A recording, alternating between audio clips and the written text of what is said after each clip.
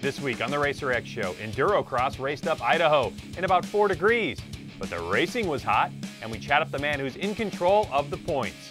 The 2014 ISTE is in the books, and the U.S. won a medal, but it wasn't easy.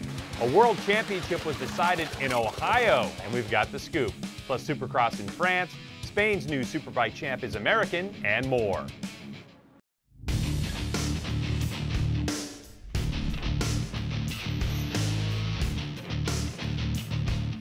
Hello and welcome to the Racer X Show, presented by Chaparral Motorsports. I'm Greg. Thanks for joining us here on our race highlight and news show. Even though most of the country is really chilly right now, including right here in Morgantown, West Virginia, racing's still going on, from international stuff all the way to regional action. So here we go. The Racer X Show with Greg White is presented by Chaparral Motorsports. Visit Chaparral Motorsports online at chapmoto.com. And by Acherubies, innovative and protective off-road accessories. Factory Beta and Stillwell performance back Cody Webb took the win at a, chilly Ford Idaho Center in Nampa, Idaho over the weekend. And his reward? Webb now controls the 2014 Geico AMA Endurocross season with 1 round to go. How did it all happen? Well, we're here to show you. When the gate dropped, Christini all-wheel drive rider Wally Palmer snatched the next entire hole shot. That's $500 bucks. But behind Palmer, turn 1 is a tight one, with Webb and factory FMF KTM's Taylor Robert squeezing through a wave of riders into 2nd and 3rd. Webb quickly moved around Palmer for the lead. Rockstar JCR Honda Lucas Oil's Colton Haker came through the first turn 6th, with factory Red Bull KTM's Taddy Blazuziak buried in 11th. A few laps later, and Haker put his head down, hit past Robert for 2nd twice after getting stuck behind a lapper. That allowed Webb to stretch his advantage to about 7 seconds, but Haker wasn't done and had cut the lead to 3 seconds with 2 laps to go. Last lap, he catches the leader, and he had it pinned into the first wood pile in the last corner of the last lap.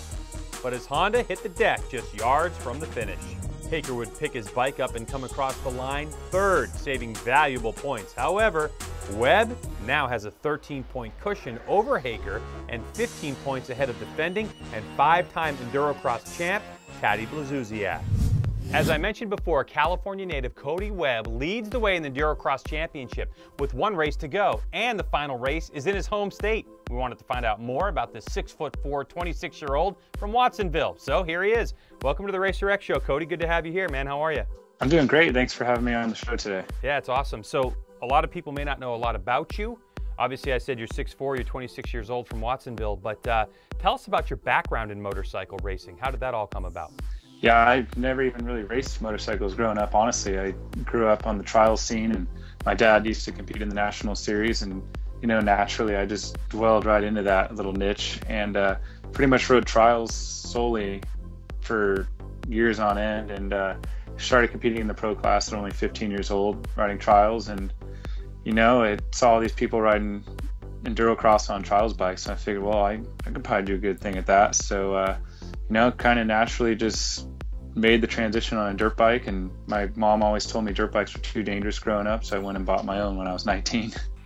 From what I understand, this year there's a lot more to it for you. You started to train in another discipline in riding motorcycle, correct? Yeah, I coming from a trials background, you're just by yourself and there's no one else, and the aggression is pretty low. So I started going to a lot of motocross practice days, and I knew my weakness was my aggression, and it's really kind of been playing off. Been way more aggressive on the bike and pushing a lot harder, and a good strong trials background with motocross kind of mixed in. It's been stepping my game up a lot this year.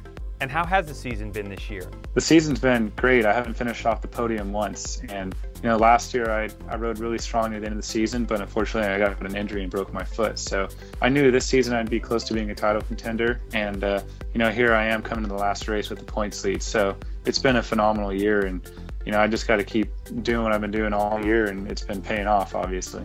Yeah, obviously. You look like you're in a library. What's that all about?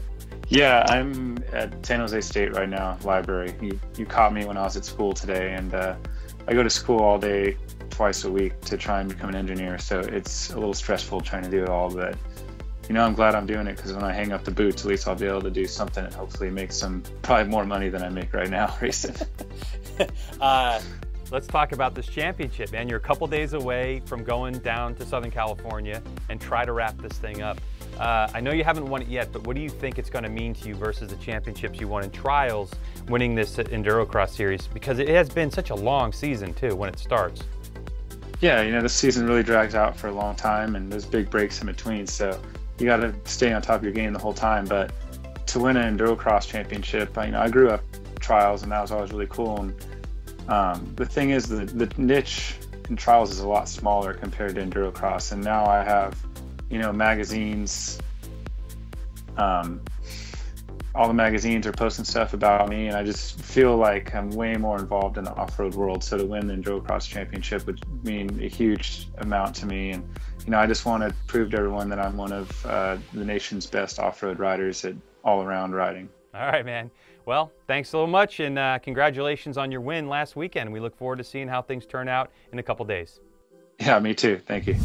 All right, well, you heard Cody say that he stepped things up in his program by riding motocross, which leads me to our Supercross segment, sponsored by Acherbys. Over the weekend, some big names in the motocross Supercross world showed up for the Bercy Supercross. Well, it's not exactly Bercy for the next 2 years. It's Lille, or Lille, I don't know how the French pronounce it. But anyway, the event is 2 days, 2 races a day, all 4 mains adding up to an overall winner. As usual, you might recognize some of the racers. Justin Barsha, Malcolm Stewart, Josh Hill, Weston Pike, just to name a few. Oh, and there's this other guy, Eli Tomac. Yeah, the Colorado native riding for the Geico Honda team. Well, what he did in France is just dominate, to put it mildly. The first night, Tomac led practice, the 2 main events, Super Pole and elimination races, and he led every lap. However, the second night, Tomac did all those things, but BTO Sport KTM's Justin Brayton held Eli off for 2 or 3 laps in the first main event. Other than that blemish, we're speculating that Tomac's new favorite place is Lille, France. Now, going 1-1-1-1 is a pretty successful Bercy, or Lily, you get what I'm saying. Now, Barsha, with 3 of 4 podiums, he's second. A solid trip for the younger of the Stewart brothers, third. Just off the screen in 6th was Weston Pike. He went 12-11 the first night, Sunday 3-3. Great job, Weston. And that was the Supercross segment brought to you by Acherbys. And now to ISDE, which stands for International 6 Days of Enduro, and it puts riders in a 6-day event riding for their country. The premier team is the World Trophy Team. There's also a Junior Trophy Team and a Women's Trophy Team, and more. In the 89th running of the ISDE in Argentina, the U.S. was tasked with bringing home the gold. Day 1 and the U.S. Trophy Team, made up of Mike Brown, Thad Duvall, Charlie Mullins, Taylor Robert, and Caleb Russell, finished second behind France, with Zach Osborne out due to a mechanical issue that couldn't be fixed. That was the throwaway for the U.S. and could hurt later on. Day 2, Team USA kept on the gas, but a penalty was assessed to Charlie Mullins, and the trophy team slipped in the standings to 4th overall. Some were speculating that the Stars and Stripes were off the podium for good. Day 3, with Osborne out and Mullins' fall from the day before, Team USA stepped up and moved back into 2nd place overall, vaulting past Australia and Spain. They did the stage in 3 hours, 55 minutes, and 47 seconds. Moving into Day 4, and the U.S. is finding its groove. France remained the leader in the overall classification, but we were the fastest in all 5 stages on the day, and it was all Caleb Russell. He was quoted as saying, "The day was good, nothing special, nothing too bad. The first test was very good. I think I was top 5 in times. I was just consistent all day. I'm very happy about my second 6 days." 2 days to go, so that means Day 5, and the United States brings it home again, this time taking 2 minutes back from France, but still with about 10 minutes and 22 seconds on the table. So a slow start of Day 1 and Day 2 are hurting us for gold, but with Osborne out and France, the 2-time defending champs, we're looking pretty good. The final day, Day 6 of the 6 days. The Americans clawed back a few seconds on France in this one. 3 heats divided up into 3 classes, Caleb Russell competing in the E2 class, but in the end, France was very good, beating the United States by some 9 minutes and 46 seconds. So off the strong performance of Caleb Russell and the rest of the team, the U.S. was able to stand on the podium, dressed in silver. Congrats to them. Here's a quick look at the overall. We can see Caleb Russell, third fastest for the entire event. But how about the U.S.'s junior trophy team with Grant and Stuart Baylor, Justin Jones, and Trevor Bollinger? These four won the gold, beating France by 1 minute and 42 seconds. The women took the bronze with Sarah Baldwin, Rachel Gudich, and Amanda Maston, all lining up in Argentina. Now on to some local fun, or World Championship fun, you decide. The Team Hare Scramble Championship of the World, to be exact. Teams of 2 on ATVs or motorcycles swap out each lap for a very cool team event. It happens in Athens, Ohio, and this year marks the 30th running. And it's said to be the most fun that people can have on 2 wheels. Well, we'll see. To the video. With some of the top riders busy in Argentina at the ISDE, the door was wide open for the World Championship. When the green flag flew on the Le Mans-style start, it was St. Albans, West Virginia's Sam Evans taking the whole shot aboard his hardcore racing-backed KTM, with Londonderry, Ohio's Ryan Slopko falling into second. At the end of lap 1, Evans had the lead with teammate Tristan Landrum, while Slopko, still in second, teamed with Tristan Stumpo. As the race ended, it was Evans and Landrum with a dominating win, taking their first ever Team Hare Scramble World Championship. Slopko and Stumbo would finish second. Now that you know about Team Hare Scramble, put it on your list of things to do in 2015. You never know, you could be a world champ. Hey, maybe Chad Reed will do it with me.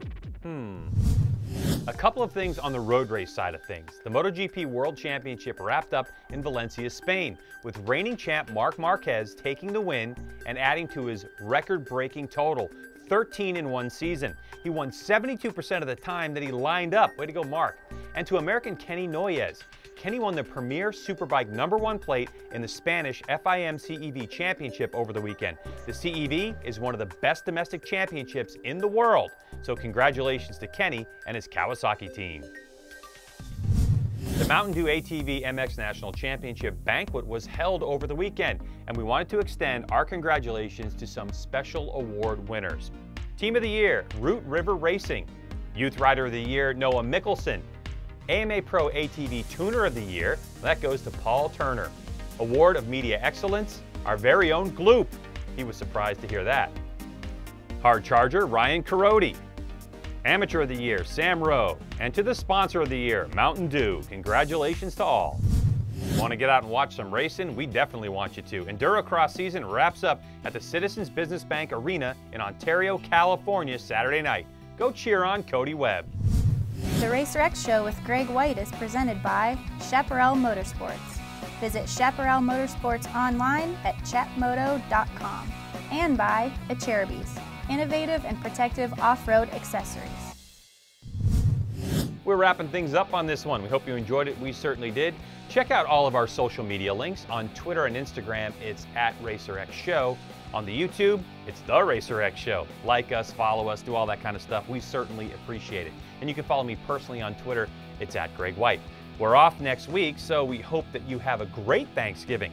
For the fine crew here at the Racer X Show, presented by Chaparral Motorsports and Racer TV, I'm Greg White. Remember, we are all racing all the time. Happy Thanksgiving, everyone. Bye-bye. It's beginning to look a lot like Christmas.